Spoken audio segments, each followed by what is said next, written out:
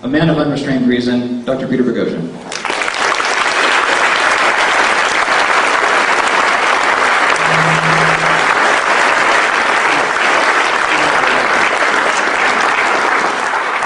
Thank you, everybody. Thank you for coming, and it's good to see so many friends and so many new people. First, I'd like to thank the Portland State University Freethinkers for allowing me this opportunity to speak tonight. Okay, thanks to Ryan for that very kind introduction, and thanks to Portland State University again for allowing me to speak. I know there's considerable controversy surrounding this talk. This is a full audience. All right, let's get right to it. My thesis tonight is simple and should be uncontroversial. Faith-based beliefs are not processes that are reliable. Let me repeat that. Faith-based belief processes are unreliable and will not lead one to the truth. Before I go on, I want to say a few preliminary comments. I am not a relativist. Relativism is the view that all points of view are equally valid and that all truth is relative to the individual. If you're a relativist and you've come here tonight, there's nothing I will say that will be persuasive to you. I also do not do meta-epistemology. This is not about meta-epistemology. Epistemology is the study of knowledge. Meta-epistemology is the study of knowledge. Exactly. Meta-epistemology affects about 200 people. My point, in a narrow area, my point is to address the remainder of humanity, a large percentage of whom are entrenched in faith-based beliefs. I am aware that there is an entire line of literature about meta-epistemology, and you can take my ethics class, and I'm happy to talk to you about that. Okay. The only word that you really need to know tonight, it's a philosopher word, it's a $2 word, is epistemic. It means of or related to knowledge and knowing.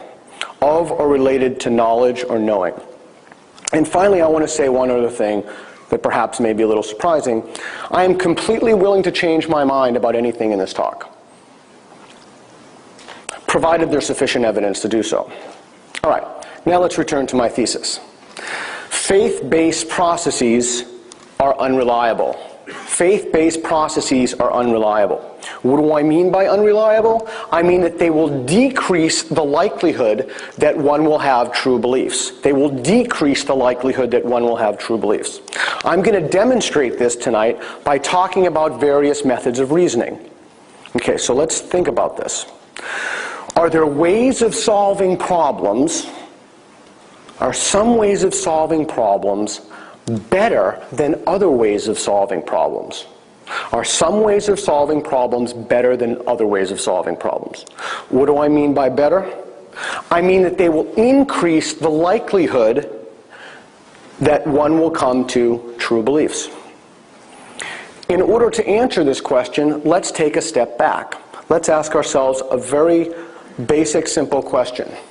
Are there worse ways of reasoning? Are there worse ways of trying to figure out solutions to problems? Let's take a very, very simple example. The measurements of my bathroom door.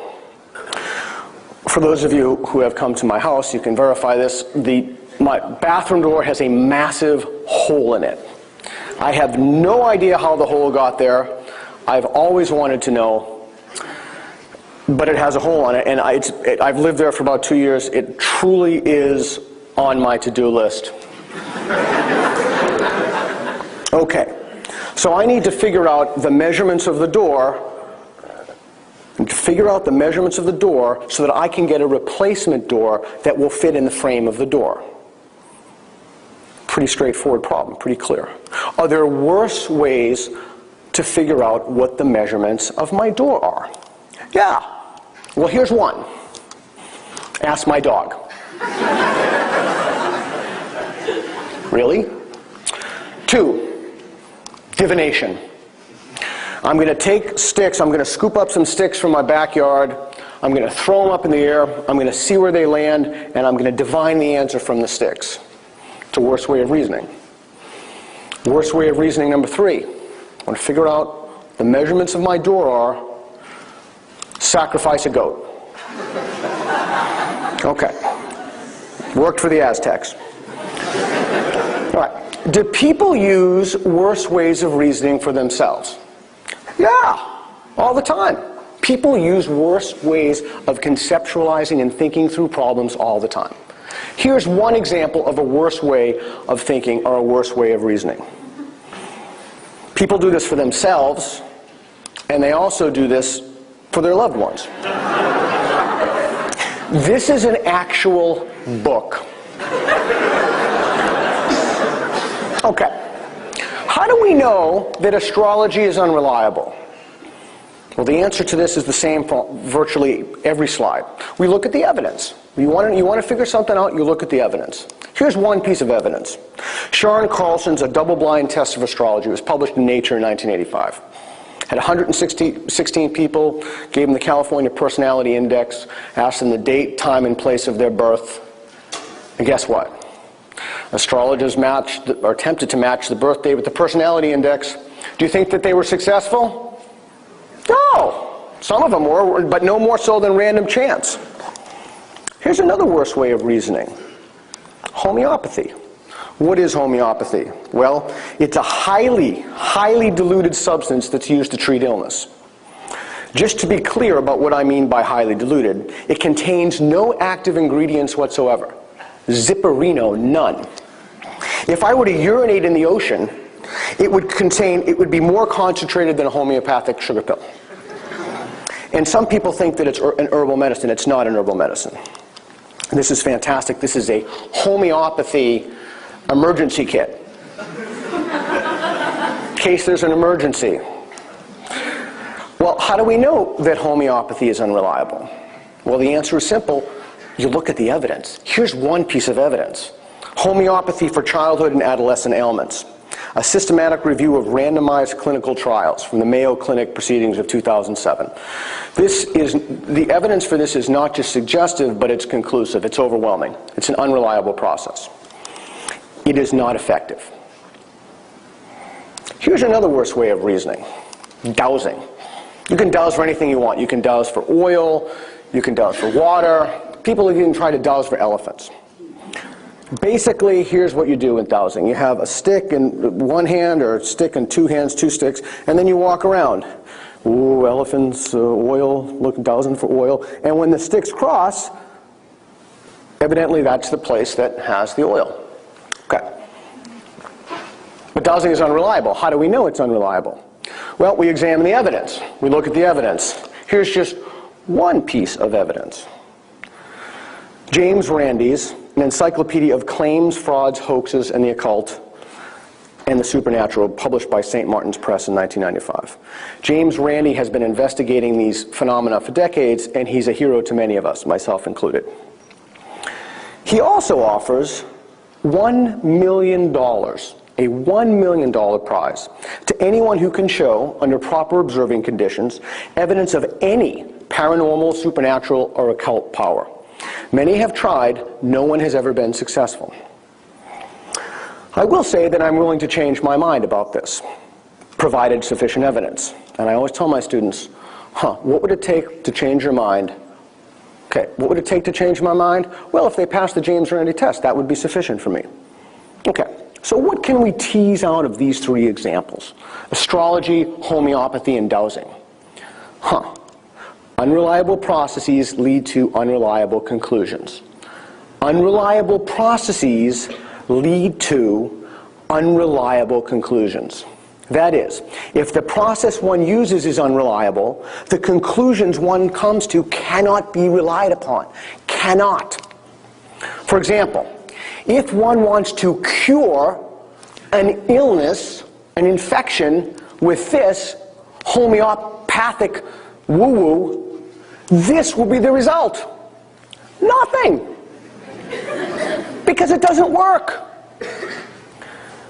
So let's take a look at the process of dowsing. Dowsing is unreliable. If the conclusion, think about this, the process of dowsing is me walking around trying to find dowsing. The conclusion is where the sticks cross. That's the conclusion. The process, the thing that got me there, is the actual act of dowsing.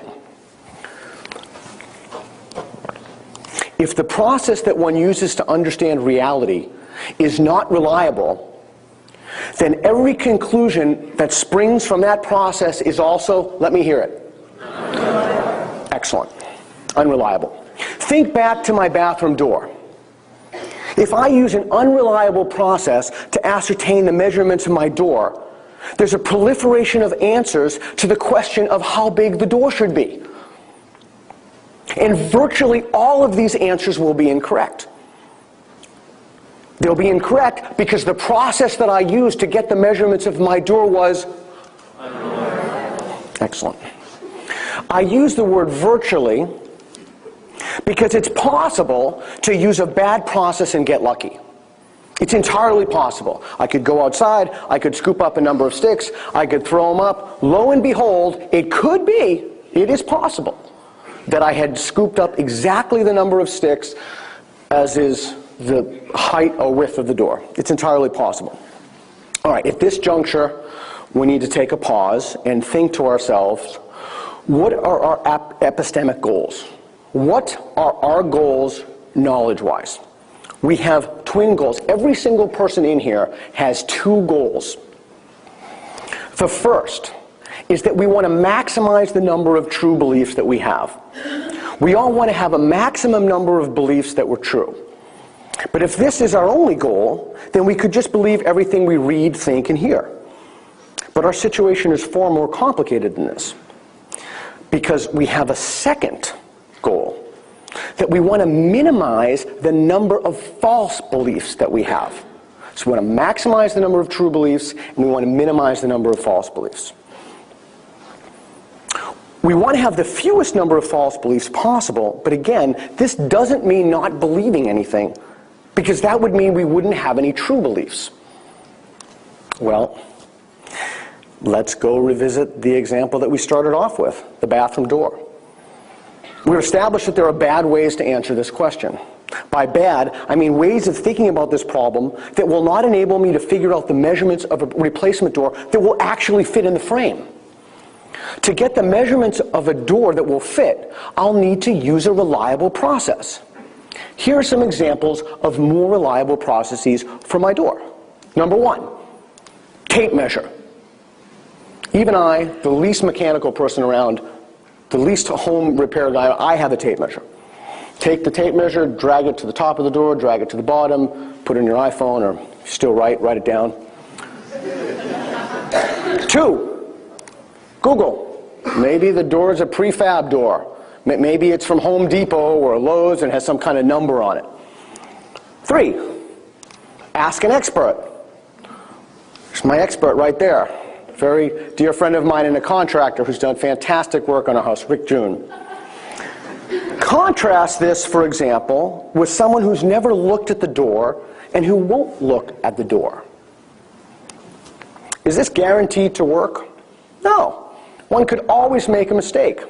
Your iPhone could auto-correct it. But again, think back to our twin epistemic goals. We want to decrease the number of false beliefs we have, and we want to increase the number of true beliefs that we have. To do this, we cannot use processes that are unreliable. So at this juncture, you've probably anticipated an obvious question. Are there any commonalities among processes that take one away from reality? Are there any commonalities among processes that take one away from reality? Processes that decrease the likelihood that the conclusion one comes to will be true? Well, yeah, there are two. The first is that these processes are not based on evidence. Processes that take one away from reality are not based on evidence. The second commonality is that they're based upon what one thinks is evidence, but is not actually evidence. I term such ostensibly benign superstitious beliefs gateway beliefs. The Easter Bunny is an example of a conclusion for which certain epistemic agents, certain people, think that there's sufficient evidence. In a paper currently under peer review, I argue that starting out with seemingly inconsequential beliefs for which one lacks sufficient evidence may lay the framework for one to cognitively habituate oneself to lending one's belief to other propositions or other things which one also thinks that there's sufficient evidence, when no such evidence exists. Now we have finally set the groundwork to talk about faith. What is faith? Well, faith is belief without evidence. If one had evidence, one wouldn't need faith. Usually one refers to this as particularly salient with matters of divine importance, matters of supreme importance. Faith is unreliable. Faith is an unreliable process. It will not point one in the direction of the truth. To demonstrate this, I will make several factual statements. And I think that every single person in here will agree with what I'm going to say. 1. There are various faith traditions. There are different faith traditions. 2. People sincerely believe their faith tradition. It seems incredibly uncontroversial. People have sincere beliefs that their faith tradition is true. They accept as true those propositions in their faith tradition. 3. Competing claims. Faith traditions make competing claims. Here's one very simple example. Muslims believe that Muhammad was the last prophet. Mormons believe that Joseph Smith was a prophet. But let's look at the dates. The dates don't line up. And that's from Surah 33:40. They cannot both be true. It cannot both be the case that Muhammad is the last prophet and that Joseph Smith is a prophet. Someone born after him was a prophet. These things cannot all be true. It's possible, however, that they can all be false. In fact, almost all claims, or all of them, must be false. But I'm not just going to claim they're false tonight. I'm going to claim that they're delusions. What do I mean by a delusion? Delusions have 3 criteria. This is from Qualiasoup, psychiatrist and philosopher. I'm going to spend a minute on these. Certainty, incorrigibility, and implausibility. Certainty. People are positive that it's true. Incorrigibility, an ability to revise a belief. And the more of this literature that I look into, I'm beginning to think that this is absolutely the most important of the 3.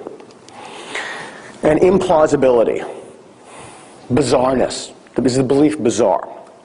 I want to say briefly that the DSM, the Diagnostic and Statistical Manual of Mental Disorders, the main purpose of the DSM is to provide common terms and standard criteria for classifying mental disorders.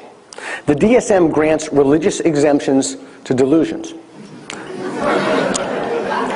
I disagree with granting religious delusion as an exemption, and I want to mention there's a budding young scholar here at Portland State University, Renee Barnett, who's working to eliminate the exemption from religious delusion from the DSM, and I'm helping her to do so. Thank you. That said, if a belief, regardless of the content, meets the 3 criteria, we are forced to conclude that a tremendous number of people are delusional. There's no other conclusion one can draw from the premises I've just outlined. And because the belief is shared doesn't make it any less delusional. If everyone believes there's an alien in the courtyard, and then they convince Sue that there's an alien in the courtyard, that doesn't increase the likelihood that there's an actual alien in the courtyard. Each additional person who shares the belief that there's an alien in the courtyard does not make the belief more likely to be true. But one of the things that's interesting about this is that this doesn't deter people. It doesn't deter them from coming to understand that they're delusional. In fact, not at all. They'll always claim others are delusional. He's delusional. All those people over there, they're delusional. Not me. I am definitely not delusional. My beliefs are in perfect alignment with reality. Okay. There are 3 core reasons for why one believes one's faith tradition is true. Now, I've been teaching, I've taught over 33,000 people for 22 years. I take this both from my experience and from the literature. Reason number 1. miracles. We're going to examine a few miracles.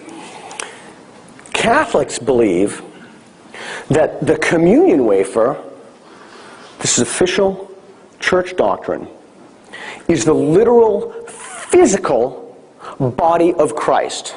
It's called the doctrine of transubstantiation. I actually heard Ryan mention it in the intro. This is the physical body of Christ that gets transformed from the wafer into flesh that they then eat. Okay. Let's take a look at another one. Speaking in tongues. Pentecostals believe that they can speak in tongues. They get this notion from 1 Corinthians 12.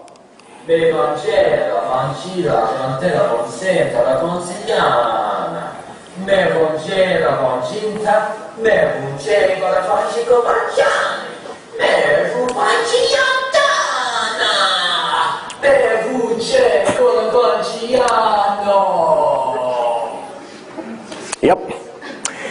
It's amazing. They always sound like Italian. It sounds like Italian. Faith healing is another one. Christian Scientists participate in this. The basic idea of faith healing is that through your love of Jesus Christ, someone will come and lay hands on you, and then whatever incurable illness that you have will vaporize, or who knows. I never understood it. Okay. So let's take a look back at the three things that we discussed before. Certainty, incorrigibility, and implausibility. Does one hold this belief with certainty? Well, I don't know. I have no idea. You'd have to ask somebody. You'd have to ask someone, are you certain that this transforms from a wafer into a physical body? Yes, I am certain. Okay, cha-ching. Incorrigibility. Are you willing to revise your belief? Are you willing to revise that belief? And again, this is a case-by-case basis. I certainly can't say overall, but in my experience, most people to this, they would say no.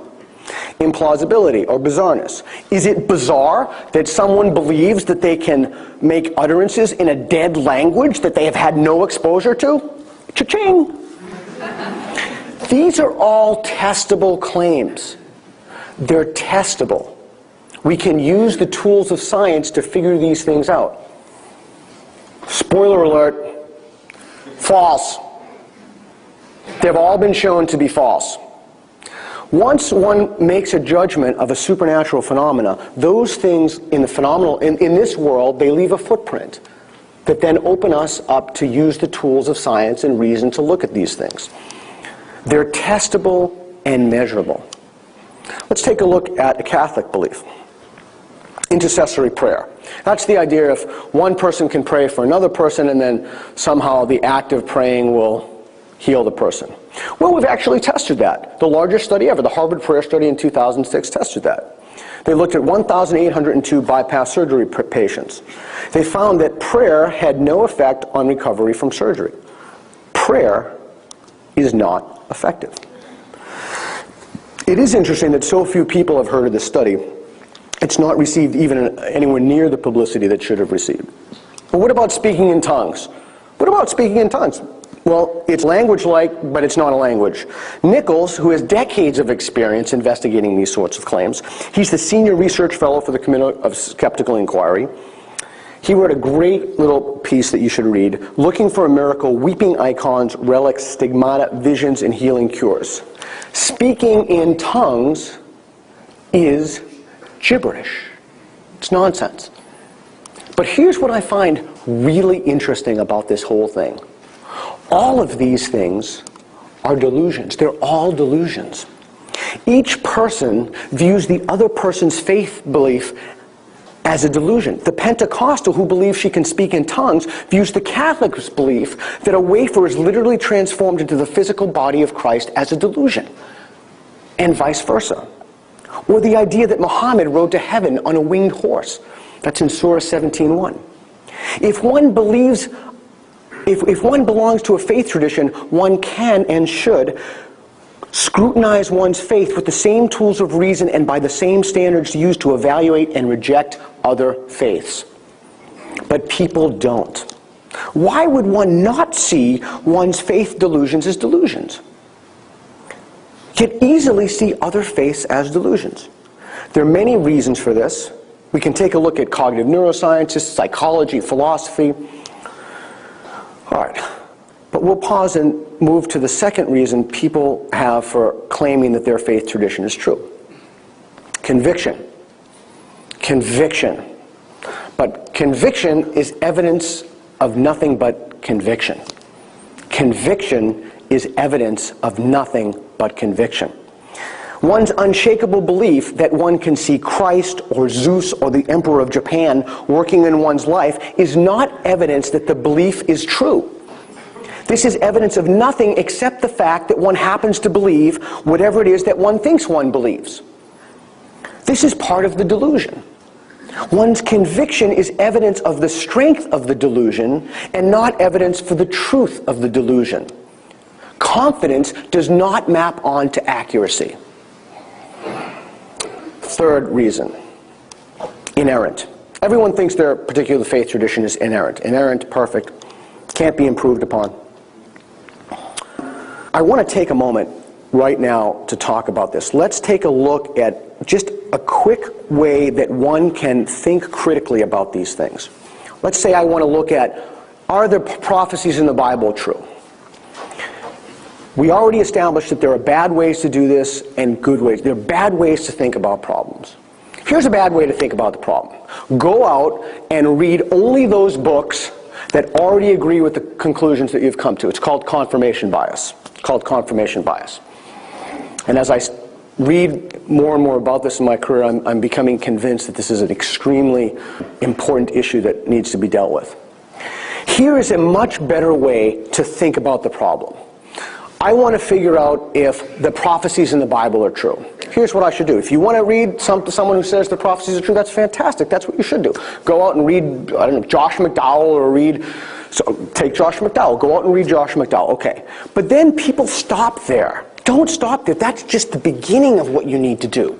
The next thing you need to do is you need to read people on the other side, like Bart Ehrman or Richard Carrier or any of these people. You need to read people who have beliefs that don't agree with the conclusion that you started with. That's an investigation. That's what an inquiry is. But again, don't stop there. Don't stop there. Go back then to the original source material and see how Josh McDowell responded to those criticisms. Then you are engaged in a process of trying to find out what the truth is. That's a way to think about the problem. And I admit, it's a tremendous amount of intellectual work. It takes time, to be sure. No question about it. So where does this leave us? Where are we now? Well, there's an inevitable trajectory here. There's an inevitable trajectory. Almost every conversation, people want to talk to me about this constantly. Listen, unfortunately not enough science fiction, but people want to talk to me about this constantly. Here's the trajectory of the conversation. Invariably, it starts off, my faith is true. After about, I don't know, depends on the person, 10 minutes, 15 minutes, something really interesting will happen. The conversation will go from, my belief is true, and it won't be a clear demarcation. It won't be like an acknowledgement, well, you know, I guess I thought this, but it's not correct. No, from my faith is true, my belief is true, to my faith is beneficial. Well, my Uncle George plays poker with the guys at church and he likes it, or this is the inevitable trajectory of every single conversation. Period.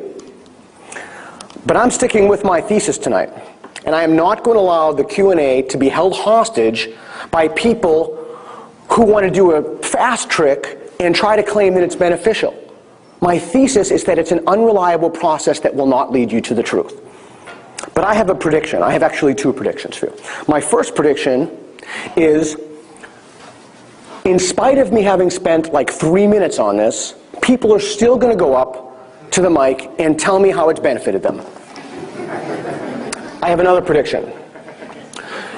That in spite of the fact that everybody knows my prediction ahead of time, it's not going to stop it. The most charitable thing that we can say about faith, the most charitable thing, is that it's likely to be false. Faith does not make you a better person. My lack of faith in Jesus does not make me a bad person. It doesn't make me a good person either. Your faith in Jesus does not make you a good person or a bad person. Faith does not make you a better person.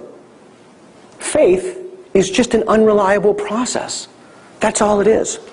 This has nothing to do with being a better person or not. So what? Okay, so what? Where are we left now? Well, if you don't already use faith as a process to navigate reality, I have an incredibly simple piece of advice for you. It couldn't possibly be any simpler. When you do engage people of faith, be honest, blunt, direct, and truthful. Give them the same reciprocity in which they engage you. I always go out of my way to talk to the guy who screams or the people in the park. I think it's great. And they're always very honest with me. And I treat them with the same thing in kind. It's true. I also want to say that it's really important that you ought to model the behavior that you would like to see in others. Specifically the idea that you're willing to reconsider. I'm always open to think that someone knows something I don't know. If someone knows something I don't know, I want to know it because I want to lawfully align my beliefs with reality. But don't just stop there. Tell them about the advantages of reason and rationality. Don't leave them in the cold. Reason and evidence can replace faith. Reason and evidence can replace faith. If you have faith-based beliefs, thank you for coming. Tonight is an opportunity for you to jettison your faith.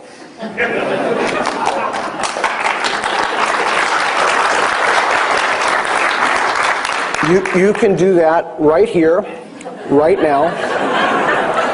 You can say no to faith.